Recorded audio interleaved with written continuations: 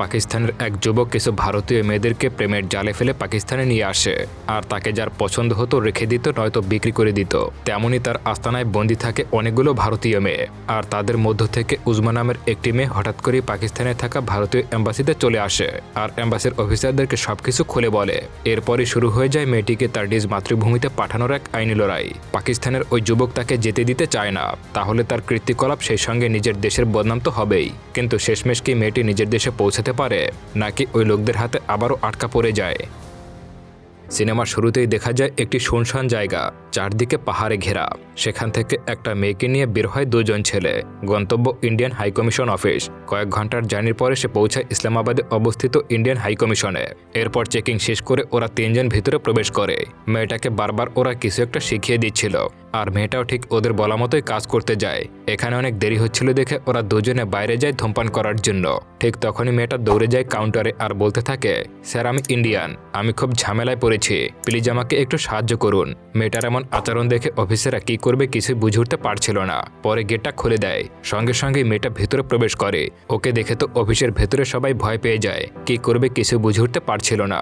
আর মেয়েটাকে বাইরে বের করে দিতে চায়, কিন্তু কিছুতেই মেয়েটা বাইরে বেরোতে চায় না। পরে ওকে ভেতরে ঢুকতে দেয়। অফিসারকে সে সবকিছু জানায়। মেয়েটার নাম উজমা আহমেদ। তার পাসপোর্ট চেক করে বুঝতে পারে মেয়েটা আসলে ইন্ডিয়ান। সঙ্গে সঙ্গে অফিসের বস জিপিকে খবর দেয়। কিছুক্ষণের মধ্যে জিপি সেখানে চলে আসে। উজমা অনেক কান্নাকাটি করে তার কাছে সাহায্য চায়। সে বলে, আমি অনেক কষ্ট করে এখানে এসেছি, স্যার আপনি আমাকে সাহায্য করতে পারেন। এবার যদি আমাকে ফিরে যেতে হয় তাহলে কখনোই ওরা আমাকে আসতে দেবে না, আর জীবিত তো একদমই রাখবে না, প্লিজ আমাকে সাহায্য করুন। মেয়েটার মুখে এমন কথা শুনে হঠাৎ করে জিপির একটা দুর্ঘটনার কথা মনে পড়ে যায়। আসলে তার কোন দুর্ঘটনার কথা মনে পড়লো সেটা একটু সামনে গেলেই জানা যাবে। তারপর জিপি তাকে জিজ্ঞাসাবাদ করতে শুরু করে। সে বলে, তোমার সঙ্গে যা যা হয়েছে সবকিছু খুলে বলো, তাহলে আমি কিছু করতে পারবো তোমার জন্য। কোথায় থাকতে তুমি? তখন মেয়েটা বলে, ভুনেরে। এটা শুনে থমকে যায়, কারণ সাধারণ পাকিস্তানি ওই জায়গাটায় অনেক যেতে ভয় পায়। জায়গাটা এতটাই খারাপ, তাহলে তুমি কিভাবে গেলে? তখন উজমা বলে, আমি জানি না স্যার, তাহির সবকিছু ব্যবস্থা করে দিয়েছিল। ওর কথাতেই আমি পাকিস্তান এসেছিলাম। এখানে আসার পরই আমি বুঝতে পারি যে এখানে কিছুই ঠিক নেই। তারপর আমি আবার ইন্ডিয়াতে ফিরে যেতে চাইলে যেতে দেয়নি। তাহির আমাকে বেঁধে রেখেছিল, মারপিটও করতো সবসময়, সেই সঙ্গে জোর করে খারাপ কাজটাও করতো। উজমার মুখে এমন কথা শুনে একদমই যেন বিশ্বাস হচ্ছিল না। জেপি তখন মেয়েটাকে নিয়ে গিয়ে চেক করে দেখতে পায় তার পুরো শরীরে মারের চিহ্ন। তারপরে সে সবকিছু জানায়। তখন সে বলে, মারের চিহ্ন কিন্তু বানানো সম্ভব, হয়তো তারা বড় কিছু একটা প্ল্যান করছে, তো আমাদের যা কিছু করতে হবে সাবধানে করতে হবে। এটা শুনে মেয়েটা অনেক রেগে যায় আর বলে, স্যার আমি একটা মেয়ে, আমি খুব ভালোভাবেই জানি কোনটা মারের দাগ আর কোনটা বানানো। আর উজমার শরীরে বিভিন্ন জায়গায় কামড়ের অনেক দাগ রয়েছে, সেই সঙ্গে প্রাইভেট পার্টে অনেক ক্ষত রয়েছে। সে সবকিছু সত্য বলছে স্যার। এগুলো শুনে জিপি চলে আসে মিনিস্ট্রি অব ফরেন অ্যাফেয়ার্সের অফিসে। ফারাজ নামের অফিসারকে সবকিছু খুলে বলে জিপি। তখন সে তার বসদের সঙ্গে কথা বলে জানায়, কাহিনী যদি সত্যি হয় তবে ওকে আমরা ইন্ডিয়া যেতে সাহায্য করব, এখানে কোনো ঝামেলা নেই। তারপর পরে তাকে একটা সেফ হাউজে আনা হয়। আপাতত এখানেই সে সুরক্ষিত থাকবে। এদিকে দেখা যায় তাহির আর তার ভাই অ্যাম্বাসির বাইরে অপেক্ষা করছিল, আর মনে মনে ভাবছিল যে কেন ওকে এখানে আনলাম। এখন সবকিছু গড়বড় হয়ে গেল। তারপর সেখান থেকে চলে যায় ওরা। এই ব্যাপারটার সাথে সাথে একজন এসে জিপিকে জানায়। তখন জিপি ওকে পুলিশের থেকে তাহিরের অবস্থান সম্পর্কে খোঁজখবর নিতে বলে। আসলে এখানকার পুলিশের সঙ্গে ওর অনেক খাতির রয়েছে। এই বিষয়টা ওর জন্য পান্তাপানি টাইপের। দেখা যায় মালিক নামের একজন পাকিস্তানি গোয়েন্দা সার্ভিসের লোক দেখা করতে আসে তাহিরের সঙ্গে। এখানে তো সবার কাছে বন্দুক থাকে, তার মানে এরা খুবই ডেঞ্জারাস লোক। তারপরে ওদের বলে, তোমাদের আর কিছুই করতে হবে না, যা করার এখন আমি করব। পরদিন সকালে পুরো দেশেই খবরটা ছড়িয়ে যায়। বলা হয় যে ইন্ডিয়ান এম্বাসিতে স্বামী বউকে আলাদা করেছে, কোনোভাবেই স্বামীকে তার বউয়ের সঙ্গে দেখা করতে দিচ্ছে না, আর বউকে এম্বাসির মধ্যে আটকে রেখেছে। এইসব নিউজ যখন পুরো দেশের মধ্যে ছড়িয়ে যায় তখন হট্টগোল বেঁধে যায়। আসলে তাহির মিডিয়ার কাছে গিয়ে এসব বয়ান দিয়েছিল যে ওর বউকে ইন্ডিয়ান এম্বাসিতে ধরে রাখা হয়েছে জোর করে। ইন্ডিয়াতে থাকা হাই কমিশনার এইসব নিউজ দেখে জিপিকে কল দেয়, যার নাম সুষমা। তখন তিনি জানান, পুরো পাকিস্তানে আমাদের বদনাম হচ্ছে, আমরা কিছু বলতে পারবো না ঠিকই, তবে উনি তো মিডিয়ার সামনে গিয়ে সব সত্য কথা বলতে পারবে, আর এতে তারও দেশে ফিরতে কোনো অসুবিধা হবে না। এইসব শুনে জিপি আসে উজমার সঙ্গে দেখা করতে, আর তাকে সবকিছু খুলে বলে গোটা দেশে আমাদের এম্বাসির নামে অনেক বদনাম হচ্ছে। সবাই বলছে আমরা নাকি তোমাকে জোর করে এখানে বেঁধে রেখেছি। এখন এই সবকিছু শুধুমাত্র একমাত্র তুমি ঠিক করতে পারো।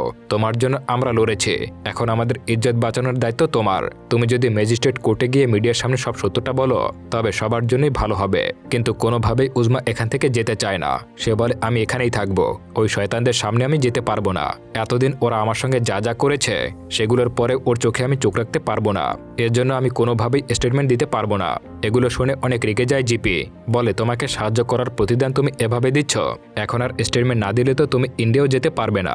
তোমার ভিসার মেয়াদ মাত্র 1 মাস আছে, সেটা শেষ হয়ে গেলে অ্যাম্বাসিতেও তোমাকে রাখতে পারবো না। আর এখন তো আমার মনে হচ্ছে যে তোমার সব কথাই মিথ্যা, তোমার একটি মেয়ে আছে সেটাও তো বলোনি। তখন উজমা বলে স্যার আপনি আমার সম্পর্কে কতটুকু জানেন, আর যদি এতই আমার কাহিনী জানতে চান তবে শুনুন। কাজের খোঁজে আমি মালয়েশিয়ায় যাই আমার বান্ধবী শাইনের কাছে। সেখানে গিয়েই আমার পাসটা ভুলে ট্যাক্সিতে রেখে চলে আসি। সেটার মধ্যে পাসপোর্ট মোবাইল সবকিছুই ছিল। এটাতে আমি অনেক আপসেট হয়ে যাই। ঠিক তখনই আমার পরিচয় হয় তাহিরের সঙ্গে। সে ছিল ট্যাক্সি ড্রাইভার, আর আমার পাসটা সে অক্ষত অবস্থায় ফেরত দিয়েছিল। এটাতে আমি মনে করি ছেলেটা অনেক ভালো। আর এখানেই হয় আমার সব থেকে বড় ভুল। তাহির আমাকে চাকরি খুঁজতে অনেক সাহায্য করেছিল। আস্তে আস্তে একে অপরকে ভালো লাগতে শুরু করে। আমাদের দিন এভাবেই কাটতে থাকে। একদিন হঠাৎ করে আমি জানতে পারি আমার মেয়ের থ্যালাসেমিয়া হয়েছে, আর এটার চিকিৎসা অনেক ব্যয়বহুল। কি করব কিছুই বুঝে উঠতে পারছিলাম না আমি। তখন তাহির এসে আমাকে ভরসা দিয়ে বলে চিন্তা করো না তুমি, আমাদের মেয়ের কিছুই হবে না। পাকিস্তানে থ্যালাসেমিয়ার জন্য অনেক ভালো একটা হাসপাতাল রয়েছে, সেখানে খরচও অনেক কম, ওর কিছুই হতে দিব না। আমি পাকিস্তানে গেলে তুমি আমার বাড়িটা দেখে নিও, আর আমার পরিবারের সাথে দেখা করতেও পারবে তুমি। তাহিরের মুখে এইসব কথা শুনে আমি আশার আলো দেখতে পাই। তখন শুধু আমার মেয়ের কথাই চিন্তা করছিলাম, আর অন্য কোনো দিক আমার কোনো নজরই ছিল না। 6 মাস পরে আমি পাকিস্তানে চলে আসি। এয়ারপোর্টের বাইরে দাঁড়িয়ে থাকা এক মিনি ট্রাক নিয়ে তাহির এবং তার ভাই আসে। ওকে দেখে একদমই চেনার উপায় নেই, মুখ ভর্তি দাড়ি আর গায়ে পাঞ্জাবি। তারপর গাড়িতে করে আমাকে নিয়ে যেতে থাকে। তাহির যেমনটা বর্ণনা করছিল ওই জায়গাটা তার থেকেও বেশি সুন্দর। পাহাড়ের বুক চেড়ে আমাদের গাড়িটা যেতে থাকে। তাহির জিজ্ঞাসা করে তোমার কি মোশন সিকনেস আছে নাকি? আমি যখন হ্যাঁ জবাব দেই তখন আমাকে একটা ঔষধ দেয়। সেটা খাওয়ার পর সবকিছু আরো বেশি সুন্দর লাগছিল। কয়েক ঘন্টার জার্নি শেষে এসে পৌঁছাই তাহিরের বাড়িতে। ওর বাড়ি দেখে আমার কেমন যেন একটা বাজে ফিলিংস হয়। এই ঝুপড়িতে থাকবো আমি? ঠিক তখনই কয়েকটা মেয়ে এসে আমাকে ধরে নিয়ে ঘরে যেতে থাকে। এইসব কিছু দেখে আমি বুঝতে পারি আমার মনে হয় বড় কোনো একটা ভুল হয়ে গেছে। এখানে আসা আমার একদমই উচিত হয়নি। আমার পুরো পৃথিবীটাই যেন উলটপালট হয়ে গেল। তারপর দেখা যায় রাতের বেলা সে তাহির এসে জোর করতে থাকে উজমাকে। সে বারবার ইন্ডিয়া ফিরে যেতে চাইছিল, কিন্তু তাহির ওর সঙ্গে পশুর মতো আচরণ করতে থাকে। আর এক পর্যায়ে তার সঙ্গে ওই খারাপ কাজটাও করে ফেলে। উজমা কি করবে কিছু বুঝে উঠতে পারছিল না। সে কি ভেবে এখানে এসেছিল আর এখন কি হচ্ছে। পরদিন সকালে উজমা জানতে পারে তাহির বিবাহিত, আর তার অনেকগুলো বাচ্চাও আছে। এটার মানে হচ্ছে সে আমাকে ধোকা দিয়েছে। আর শুধু তাকেই নয়, এখানে থাকা সব মেয়েরই এমন ধোকা দিয়েছিল। আসলে এটাই ওর পেশা। বিভিন্ন দেশ থেকে মেয়েদেরকে নিয়ে এসে এভাবে খারাপ কাজ করে। ভালো লাগলে রেখে দেয়, না ভালো লাগলে বিক্রি করে দেয়। সেদিন বিকেল বেলাতেই আমাকে বোরকা পরিয়ে দেয়। পরে কয়েকজন লোক আসে দেখতে আমাকে। তারা যাওয়ার সময় বলে শুধু শুধু সময় নষ্ট হলো, এ আমাদের কোনো কাজেরই না। আসলে ওনারা তাহের আত্মীয় ছিল নাকি আমাকে কিনতে এসেছিল আমি কিছুই বুঝতে পারছিলাম না। আর সেদিন রাতেই তাহের জানায় কাল আমাদের বিয়ে। উজমা রাজি না থাকলেও তার তো কিছুই যায় আসে না। সকাল হতেই ওকে নিয়ে চলে আসে কাজী অফিসে, আর ভয় দেখিয়ে বিয়েটাও করে নেয়। এখানে এসে কিসব ফেস করতে হচ্ছে উজমাকে, এগুলো ভেবে সে মনমারা হয়ে থাকে। এরপর এক বিকেলবেলা সুযোগ পেয়ে পালাতে যাবে। ঠিক তখনই অন্য একটা মেয়ের সঙ্গে তার দেখা হয়ে যায়। তখন মেয়েটি বলে পালিয়ে কোনো লাভ নেই, আশেপাশে কোনো পাবলিক ট্রান্সপোর্ট নেই। এখানে কোনো কাজে আমাদের যদি বাইরে যেতে হয় তাহলে একমাত্র উপায় হলো নিজের গাড়ি। আর এই এলাকার সব বাড়িতেই একই দশা। অন্য কেউ যদি তোমাকে খুঁজে পায় তবে সেও ধরে নিয়ে একই কাজ করবে। তখন মেয়েটাকে অনেক রিকোয়েস্ট করে, আর তার ফোনটা নিয়ে মালয়েশিয়াতে থাকা তার বান্ধবী শাহিনকে কল দেয়। শাহিন তার স্বামী আমিরকে সবকিছু খুলে বলে, আর তার থেকে হেল্প চায়। তখন আমির বলে তোমার কাছে একটাই উপায় আছে, যদি তুমি কোনোভাবে ইন্ডিয়ান এম্বাসি পর্যন্ত যেতে পারো তবেই নিজের দেশে ফিরতে পারবে, আর না হলে তুমি আর কখনোই কোনো সাহায্যই পাবে না। তখন থেকে প্ল্যান করতে থাকি যে কিভাবে ইন্ডিয়ান এম্বাসি পর্যন্ত পৌঁছাবো। তারপর একদিন সকালবেলা উঠে ঘুম থেকে সে তাহিরকে বলে আমাদের ওখানে একটা রীতি আছে, মেয়েদের বিয়ের সময় পণ দেওয়া হয়। তো আমাদের বিয়ে তো হয়ে গেছে, ভবিষ্যৎ প্রজন্মের জন্য অনেক টাকার প্রয়োজন, ওই টাকাটা পেলে কিন্তু মন্দ হয় না। এগুলো শুনে তাহির জানতে চায় কত টাকা দিবে তোমার পরিবার। তখন উজমা জানায় 10 লাখের মতো। এটার জন্য আমার চাচতো ভাই আমিরের সাথে দেখা করে আমাদের বিয়ের ব্যাপারটা জানাতে হবে। আমির ইন্ডিয়ান এম্বাসিতে কাজ করে। এত টাকার কথা শুনে তাহির লোভ সামলাতে পারে না, আর আমাকে নিয়ে সোজা চলে আসে। তারপরে সব কাহিনী তো স্যার আপনারা সবই জানেন। এগুলো শুনে যে কেউ বুঝতে পারে যে কেন উজমা তাহিরের সামনে যেতে চায় না। তখন সে একটা প্ল্যান করে বসে আর তাহিরকে এম্বাসিতে ডেকে পাঠায়। তাহির আর তার ভাইও চলে আসে এম্বাসিতে উজমার সঙ্গে দেখা করার জন্য। আর অন্যদিকে একটা উকিলকে ধরে উজমাকে পাঠানো হয় ম্যাজিস্ট্রেট কোর্টে। এখানে জেপি তাহির আর তার ভাইকে ব্যস্ত রাখে, আর ওদিকে উজমা গিয়ে মিডিয়ার কাছে সব স্টেটমেন্ট দিয়ে আসে। সব সত্য জেনে যায় দেশের সবাই। এরপর অ্যাম্বাসির সামনে চলে আসে মিডিয়ার লোকজন আর তাহিরের থেকে সবকিছু সত্য জানতে চায়। সাংবাদিক জিজ্ঞাসা করে আপনার সম্পর্কে উজমা যা কিছু বলেছে সেগুলো কতটুকু সত্য। তাহির তখন বলে এই সবকিছুই মিথ্যা। ইন্ডিয়ার চাপে উজমা এমন কথা বলেছে, এগুলোর কোনো ভিত্তি নেই। আমরা তো ভালোবেসে বিয়ে করেছিলাম। এরপরে জিপি এসে উজমাকে বলে তুমি ঠিক কাজই করেছ। এখন তোমার স্টেটমেন্টের একটা কপি যাবে মোফাতে, তারপরে তোমাকে দেশে পাঠানোর পারমিশন পাওয়া যাবে। এটা শুনে উজমা খুবই খুশি হয়ে যায়, কিন্তু সে জানতো না তার এই খুশি বেশিক্ষণ থাকবে না। টিভিতে দেখানো হয় কিছুদিন আগে ভারতীয় এক বন্দীকে পাকিস্তানের জেলে মেরে ফেলা হয়েছিল। ওই কেসটায় আজকে ভারত জিতে যায়, এর জন্য উজমার কেসটায় ঝামেলা হবে। এই ব্যাপারটা যখন উজমা জানতে পারে তখন সে তো কান্নায় ভেঙে পড়ে। উজমা তখন বলে আমার ভাগ্যটাই খারাপ। আমি যদি দেশে ফিরতে না পারি তাহলে দয়া করে আমাকে একটা বিষের বোতল এনে দিবেন, সেটা খেয়ে আমি এখানেই মারা যাব। তবুও ওদের কাছে ফিরে যাব না। সেদিন রাতে জিপির ফোনে একটা কল আসে। ফোনের ওপার থেকে একটা মেয়ে জানায় স্যার তাহের কালকে কোর্টে এসে কেস করবে। ওই লোকটা কেস করার আগেই আপনি কিছু একটা করুন, না হলে উজমাকে অনেক ঝামেলায় পড়তে হবে। আর মেয়েটা যে কথাগুলো বলছিল সেগুলো যে সত্য তার প্রমাণ হোয়াটসঅ্যাপে পাঠিয়ে দেব। এরপরে জেপি উকিলকে কল করে এবং তাদের আগেই এই কেসটা ফাইল করে ফেলে। 2 দিন পর ওদের কেসটা ডেট পড়ে। সেখানে সবাই উপস্থিত হলো, শুধু ছিল না উজমা। তখন বিপক্ষ উকিল বলে এটা একটা পরিকল্পিত কেস। উজমা নিজের ইচ্ছায় পাকিস্তানে এসেছিল আর নিজের ইচ্ছায় তাহিরকে বিয়েও করেছিল। এসব প্রমাণ আপনার সামনেই দেওয়া আছে, কিন্তু অ্যাম্বাসিতে যাওয়ার পর কে তাকে পটিয়েছে সেটা আমরা জানি না। এর জন্য উজমাকে কোর্টে আসতেই হবে। কেন সে আসেনি? এখানে এটাই প্রমাণিত হয় যে উজমাকে দিয়ে জোর করে ওই স্টেটমেন্ট দেওয়ানো হয়েছিল আর সেটা করছিল ইন্ডিয়ান অ্যাম্বাসি।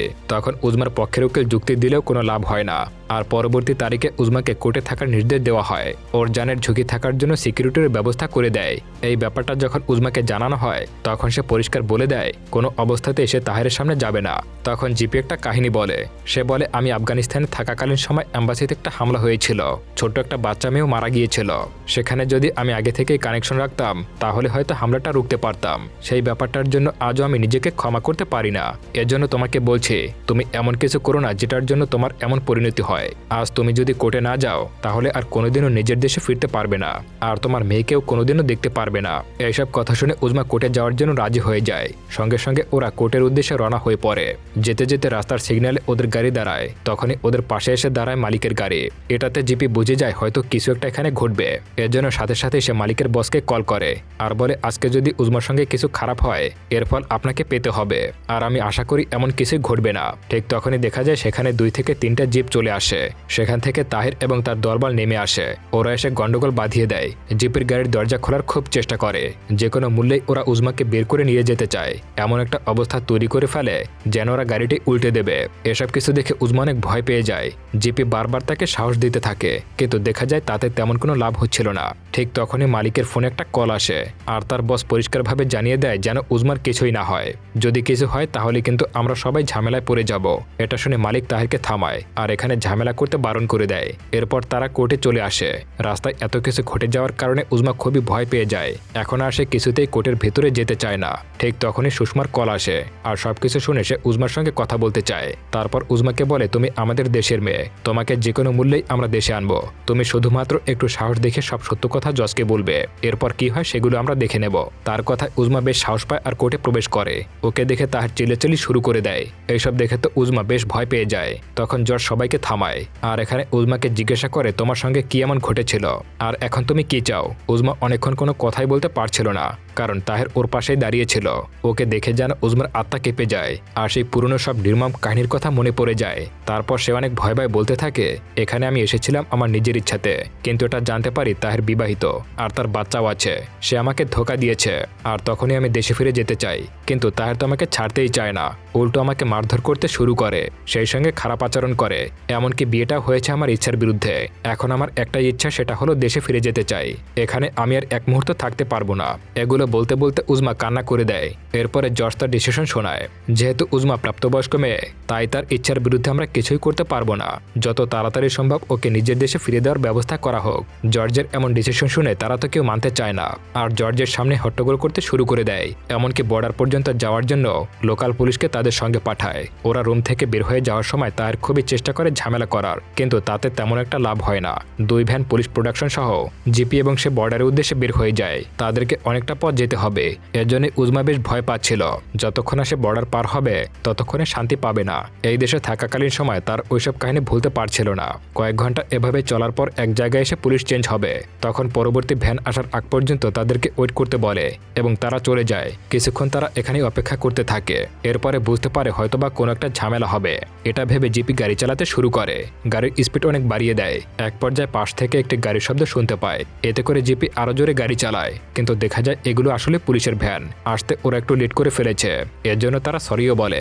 একটু পরে আবারও বর্ডার উদ্দেশ্যে যেতে থাকে, কিন্তু কিছুক্ষণ যাওয়ার পর একটা মোড়ে তাহের চলে আসে আর এসে গোলাগুলি শুরু করে দেয়। পুলিশ আর ওদের মধ্যে তুমুল গোলাগুলি শুরু হয়ে যায়। এইসব কিছু চলতে থাকলে এক পর্যায়ে জিপি গাড়ি নিয়ে অন্য রাস্তা দিয়ে যেতে শুরু করে আর ওদের পেছনে তাহেরও আসছিল।